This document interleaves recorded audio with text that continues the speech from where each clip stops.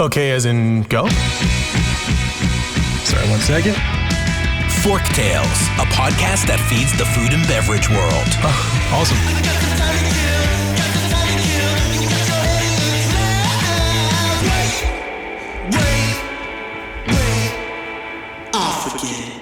Forktales is brought to you by Vigor, a branding and marketing agency for passion-driven, innovative restaurant, beverage, and hospitality brands. Learn more at vigorbranding.com. If you love what we're serving up, please give Forktales a 5-star review on your podcast service of choice. Think of it as a tip for good service.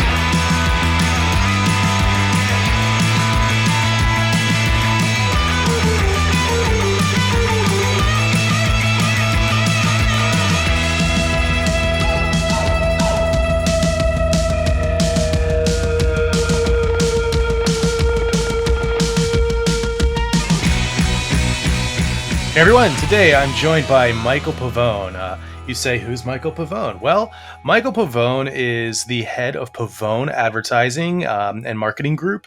They own a number of companies that we're going to unpack. And I think most importantly, the reason why he's on the podcast today is he is the official new owner of Vigor, in case you haven't heard. So Michael, say hello and give a little bit of backstory. Hey guys, as Joseph said, my name is Michael Pavone, CEO of Pavone Marketing Group.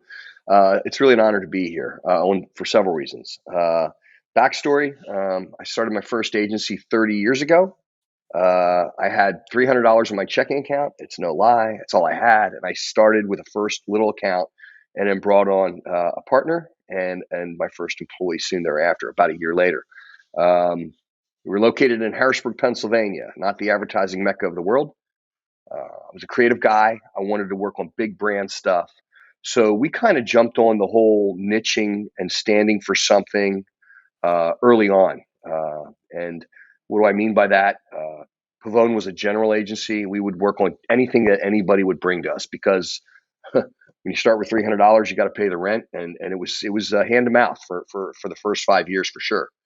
And then we started to niche out and find practice groups, subject matter experts. And it really allowed us to grow nationally and allowed our folks to work on big national brands. Awesome. So before we get into the acquisitions and everything, we recently celebrated an accolade. We received Adweek's Fastest Growing Agencies 2021. That's big. So tell me, why is that important to you, the agency? Why should it matter? That's a great question. And it's one of those things where when you set out to start something, you dream big and you try and really reach for the stars, if you will. I'll be honest. I didn't know that our agency would ever be 75th, top 75 fastest growing agencies in Adweek. It's probably the most prestigious, national trade publication in our industry, and to be recognized by that is just an awesome accomplishment by all of our team and our partners. So it's really humbling and it's really exciting. Nice. So what do you think led to that? Is it strictly just the acquisitions of other agencies, and how's that measured for people that don't know? Yeah. Well, ironically, the last acquisitions we didn't count towards that. Okay. So prior to that, we had done a couple small acquisitions. So I imagine that helped bolster it up a little bit. Pavone Marketing Group is made up of about 6 different agencies now. And I can get into that a little bit if you want. But the one that was recognized as the fastest growing was actually Pavone of Pavone Marketing Group. And that was just based on new business wins and growth. So it was just one of those things where we really had a great year in new business and just kind of, high tide rises all boats. Yeah. So Pavone was the OG. It was the original agency. We'll call it a traditional ad agency when it started. But I believe it was in the 2000s. You sort of foresaw this, impending shift, or whatever you want to call it. And you took what I think is a gutsy move to spin off sub brands underneath the Pavone name. And those brands include Quench, which focuses on food and beverage, Varsity, which focuses on active adult lifestyles, just to name a couple. What did you see that reinforced this idea and decision, and how do you think it's panned out? Yeah. So, really great question. I guess, necessity is the mother of invention, right? So, candidly, I started out as a creative. And when you start out, like I said, small, in a obviously, I'll say a C market. And I love Central Pennsylvania. So I'm not dishing on Central PA or Harrisburg. But I mean, look, it's not a major metropolitan area. It's not a major advertising area. But I, as a creative, wanted to work on really cool national brands, right? And back in 1992 and 93, it was all about winning awards and getting national recognition. So, okay, so you pick up what you got, the local hospital, the local bank, and you do the best you can, and you win awards locally. But it's like, man, you can't jump out of that regional sort of area or arena. So what we did was our first adventure was sort of, again, starting in 92. I want to say it was probably like 98. I could be off by, I'm not good with time and space. I could be off by a year or two or three or four. Yeah, But if we you ask me, started, 98 was last week, but yeah, whatever. right. Yeah. Yeah. And, it's funny you say, like, you started out as a traditional agent. Well, hell, that's all there was because there's no such thing as digital in. Yeah, But yep. anyway, I still remember mechanicals. So that's how old I am. I used to do paste up mechanicals back in the day, cut ruby lift and all that stuff. So anyway, I digress. So what my thought was, and I was wrong, was we're going to create this thing Varsity. And the reason we did it was because we're like, okay, everyone's going to get old at the same time. And so that's obvious. It's happening right now. All the boomers are going to age out at the same time, and they have an awful lot of buying power. So let's be the expert in the boomers. Let's really know that generation. And before you know it, Cadillac's going to come to us, and Callaway Golf is going to come to us, because every 65-year-old is going to want to hit a golf ball 200 yards still. And it's like, I thought all these guys are going to come to us. Well, I was wrong, completely wrong. It didn't happen. We started the agency, and what did happen though is we became somewhat of I'll say, the thought leader in senior living. So Varsity was the first niche agency that we started organically, and now it's grown to be one of the largest senior living agencies in the United States. I'm very proud of their growth. In fact, last year during COVID, they really that agency really took a hit. And because, I mean, COVID really affected the retirement communities nationally. I mean, it was just horrible. And all of a sudden, because of the smart, I'll say, foresight of our partners and the team at Varsity, they created this Varsity Roundtable, which almost became like a self-help group for CEOs and senior living. And we did it for our clients, but others joined, and it got really big, and it still to this day goes on.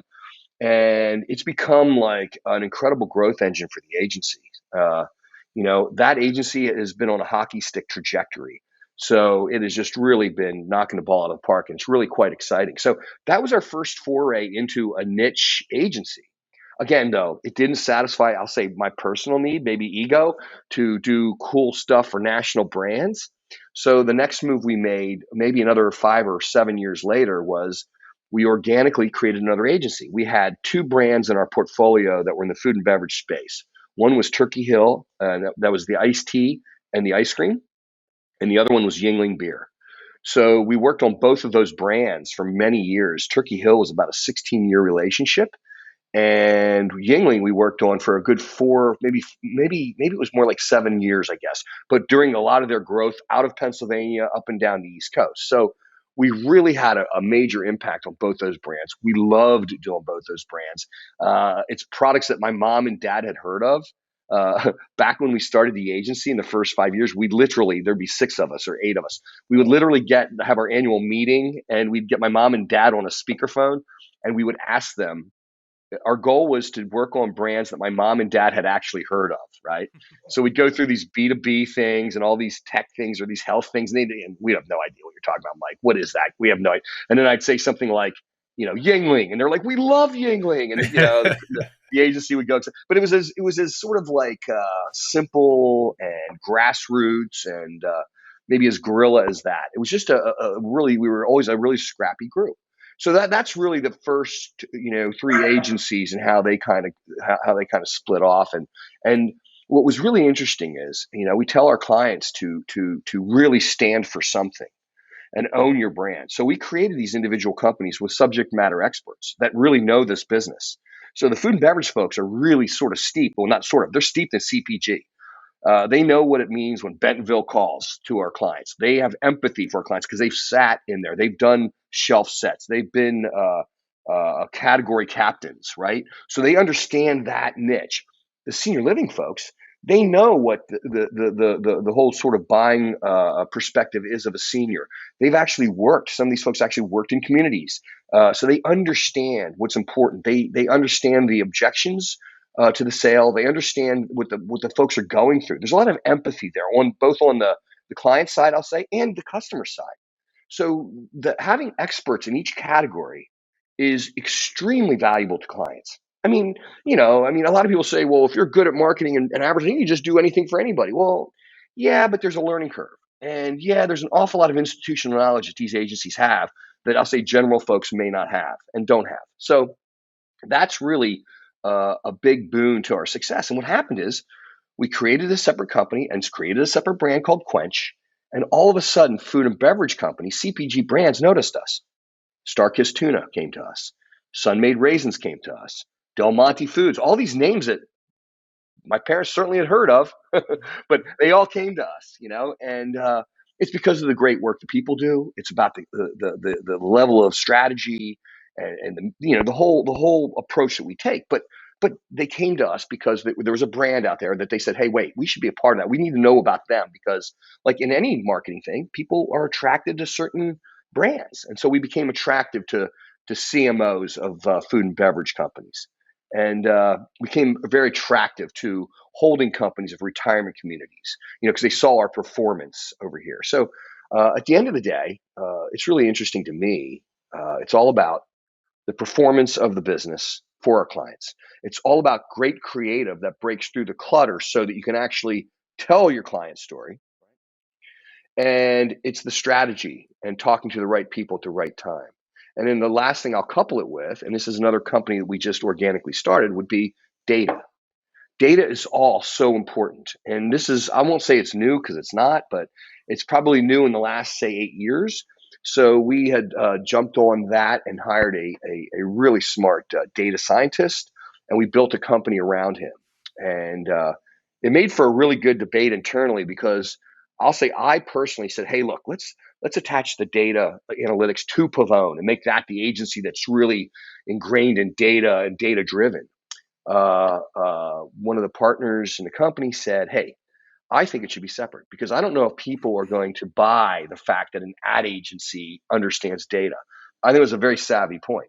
And maybe this company will work for other agencies. Maybe this company will work for clients that won't be tied to the agencies. Again, a very savvy point. That has happened. It took a few years for it to become profitable like any startup, but I'm very proud to say in the last year here, it's really come into its own.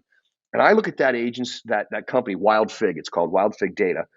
I look at Wild Fig as a company that really is the intel inside for Pavone, for Quench, for Varsity, and soon Vigor.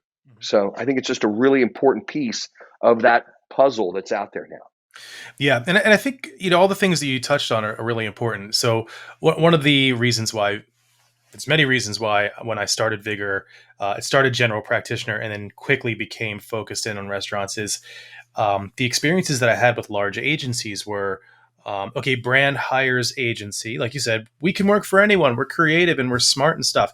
And then the research and account strategy department spends 4 to 8 weeks developing knowledge about the industry.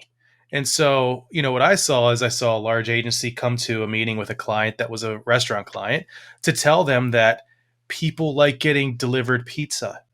And, insights that were eureka moments for the agency because they weren't in this, but not for the restaurant industry. It's like, wow, we just paid you to learn the basics of our industry, and we don't really have any deep insights to show. Now, that's maybe a blanket statement, a little bit unfair. Like, of course, some agencies come with eureka moments, but all in all, a lot of times agencies start from scratch and have to learn the ropes. No doubt. I think that's very not fair. I think that's very silly, actually. So why not foster that expertise in house? So it's like, yeah, we know what's happening in the industry. You don't need to pay us to learn that. We're good. What we do need to figure out is your role in this agency. What's your cultural relevance? What's your what's your claim to fame? Why should people pay attention to you? And it seems that is what you've done with Quench and Varsity and Wild Fig as well. The Wild Fig thing always interests me because it reminds me of was it J. Walter Thompson that had the computer? Like Hmm. way back in the 50s, 60s, or whatever, Hmm. like they were the ones with a computer. I think Hmm. Mad Men nodded to that a couple of times. So it's almost like Wild Fig is our computer, which is pretty Yeah. great. But so you build Quench, you build Wild Fig, you build Varsity, and then you start to turn your sights. Maybe it's just a matter of opportunity arose, but recently acquired an agency called East West out of New York City, Hmm. and then of course as of well, technically as of September 1, but publicly as of last week or earlier this week, I should say, the acquisition of Vigor. What Correct. what was the impetus behind those evaluations and decisions? And what do you see as what happens next? What's the broader Okay. vision here? Great question. And you know, the vision statement, I want to have this great, like this knock you off your seat kind of statement.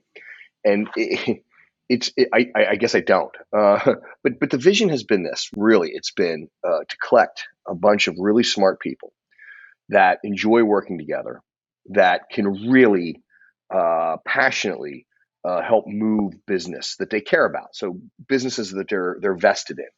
For instance, the Varsity folks. I mean, they love their clients. They love the retirement community business. They love the senior health, active lifestyle. They're ingrained in it.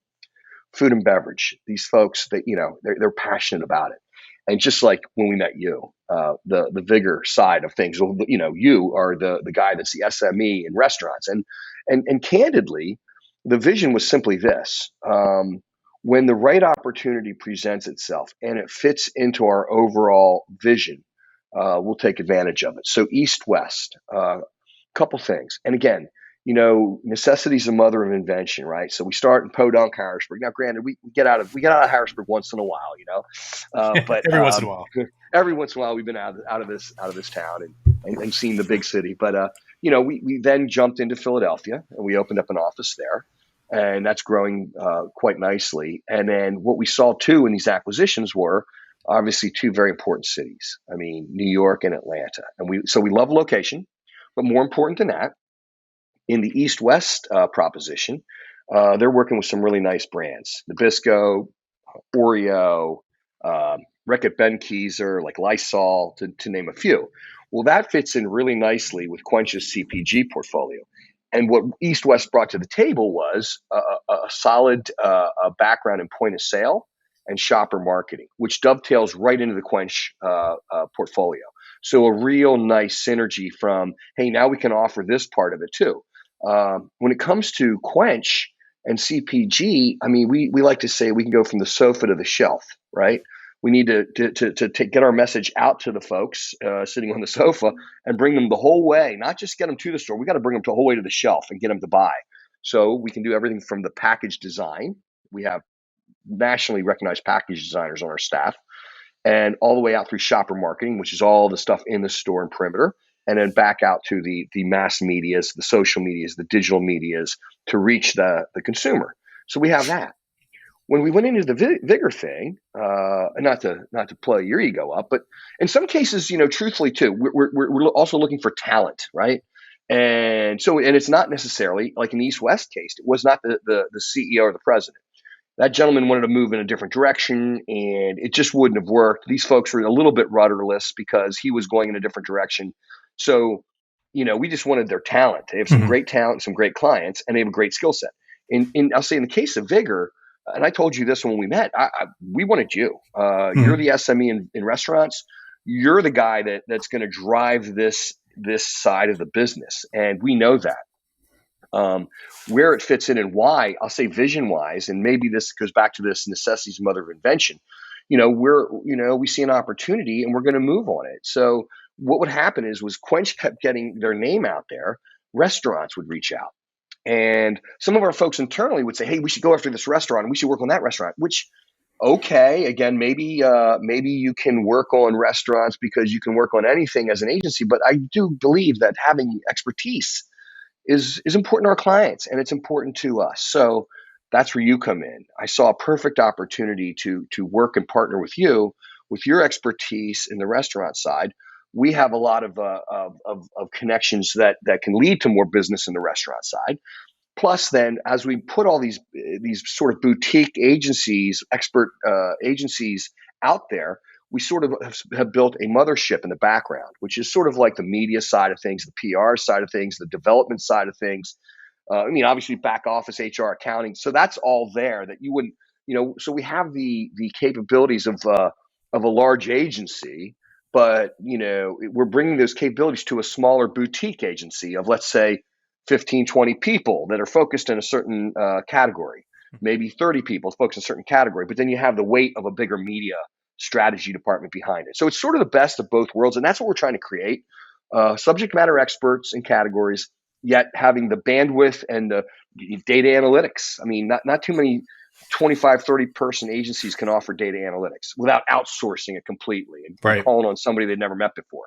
So that's what we're trying to create here. And it really was, it wasn't any brilliance, I'll say, on my part or the leadership's part. It was just, hey, we started here in Harrisburg, we're over going like this. How do we get noticed?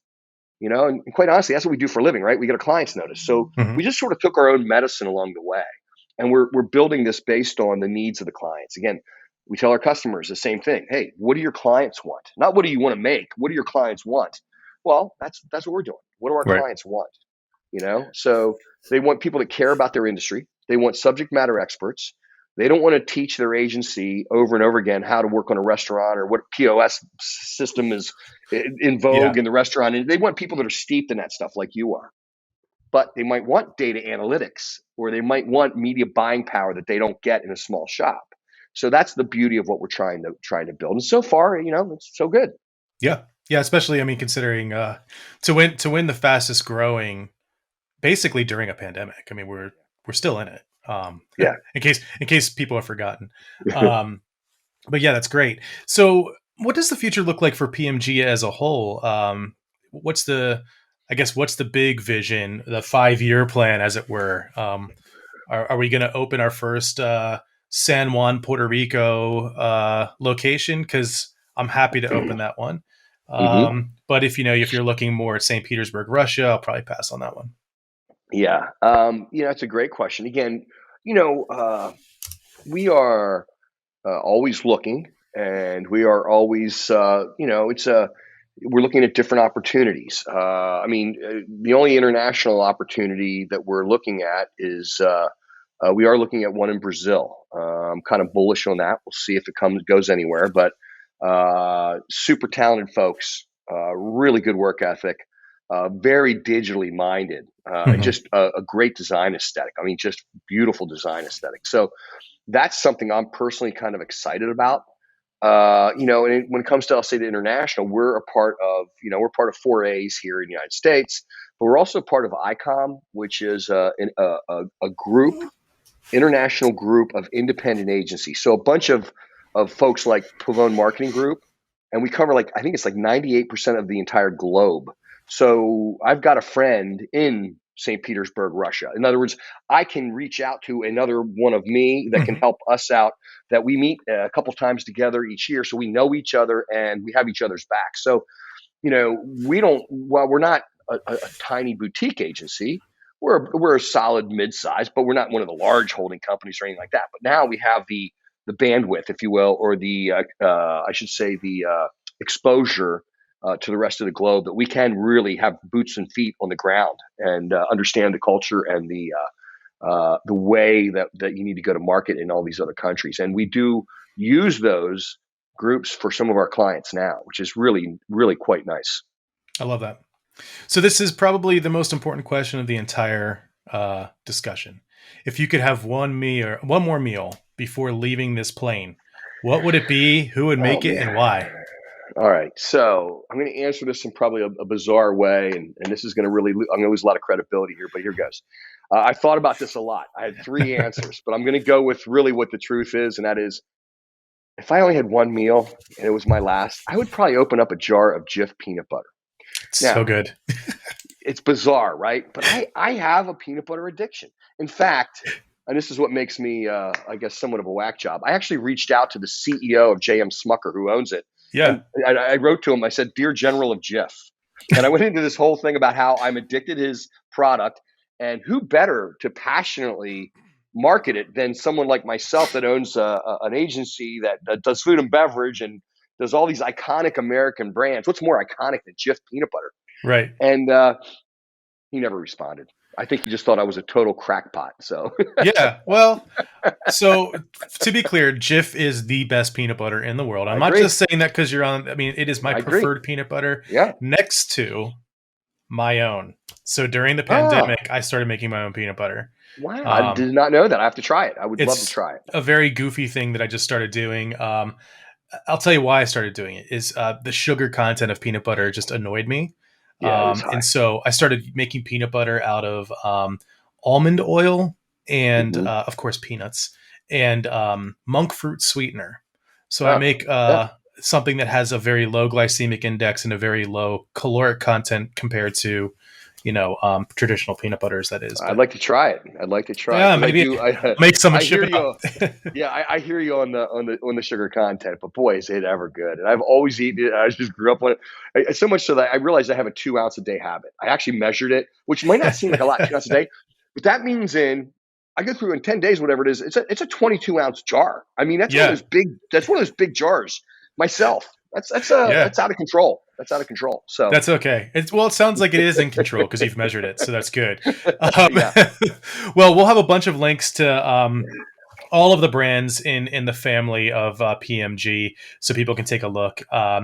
And for those that are listening or watching, keep on listening. I'm actually going to have a preview of the audiobook of the Bullhearted brand. So we're going to have a little reading from the upcoming audio version of that. So stick around for that. Mike, excellent. thanks for hopping on board and chatting with us. And I look forward to this future together. And yeah, rock and roll. My pleasure. Thank you. Everyone, thanks for sticking around after the episode to catch this sample of the audiobook version of the Bullhearted brand. I selected one chapter just to give you a little taste of what it sounds like and kind of what the content's all about, and I do hope you enjoy it. If you do, it's currently available on Google Play as well as Apple Books, and we're just waiting to hear word from Audible, and I'm really excited about that one as well. So without further ado, enjoy. Branding Truth 3. Table stakes are not differentiators. Too often, we're confronted with a trend-following vision for a new concept. Farm to table, chef-driven, craft burgers. The list is seemingly never-ending and always changing. The thinking makes a lot of sense. Capitalize on what's buzzing with consumers at that moment. Build a concept quickly and scale it as fast as possible. However, trends come and go, and with them, the concepts that didn't have the foundations behind exploiting the consumer's fickle attention. Trends fluctuate, but consumer expectations are much less transient. Expectations are in constant growth, influenced by trends, culture, and other factors. Yes, trends can and do affect consumer expectations, but they are soon absorbed into expectations. And consumer expectations are not differentiators. They are table stakes. In gambling, a table stake is the cost of being at the table. It's the bottom line requirement to play the game. As trends take hold and proliferate, they morph from a unique feature that gets attention into an expectation, a table stake. When a trend becomes an expectation, concepts built upon that trend lose their luster and their market share. While there may be wild success in the immediate future, the long term is bleak if the brand doesn't have anything deeper than the exploiting trend. You can take almost every trend and find the shortcomings of a brand that led it. Better burgers, chef-driven fast casuals, frozen yogurt, and farm-to-table concepts all had a lot of momentum at one time. But each category is currently in the denouement of its trend. What's left are the concepts that told a better, deeper story, and the remnants of the ones that didn't. In the last year alone, the United States has seen the rise of many trends. The larger ones make their way into expectations. The smaller ones simply fade out. Example, frozen yogurt, poke bowls. One of the larger trends in recent history was the craft food movement. and the rise of chef-driven cuisine at fast casual restaurants. These features are no longer unique, as most concepts tout the very same things. Even farm-to-table has been watered down and muddied with questionable practices that leave consumers questioning the validity of the claims. In today's reality, simply making claims like these isn't enough. Consumers need to know the details. They need to know how, and most importantly, why the brand has chosen to be chef-driven or farm-to-table. How does it align with the restaurant's values? Why does it matter to the restaurant? And why should it matter to the person? Through abuse and overuse, we as an industry have neutered the believability and power of words like craft and farm-to-table. Brands that built their restaurant on those foundations alone now feel the pain of frustration as competitors nip at their heels or successfully strip market share away from them. And there's not much that can be done because trends aren't differentiators. There will always be an influx of trends in food categories and methodologies. What won't change is the consumer's demand for honesty and a clear show of values from a brand. Restaurants that adapt this thinking and build their brands on honest values will continue to thrive. Brands are deeper than the product they sell and the manner in which they sell it. If you love what we've served up, please follow us at Vigor Branding on Instagram, LinkedIn, YouTube, and Medium. Forktales is produced by the team at Vigor. Audio and video post-productions provided by Zencaster. Music performed by Jet Trash and licensed through musicbed.com. Joseph handles his own hair, makeup, and stunts. Copyright 2003 to 2021, Vigor Graphic Design LLC, all rights reserved.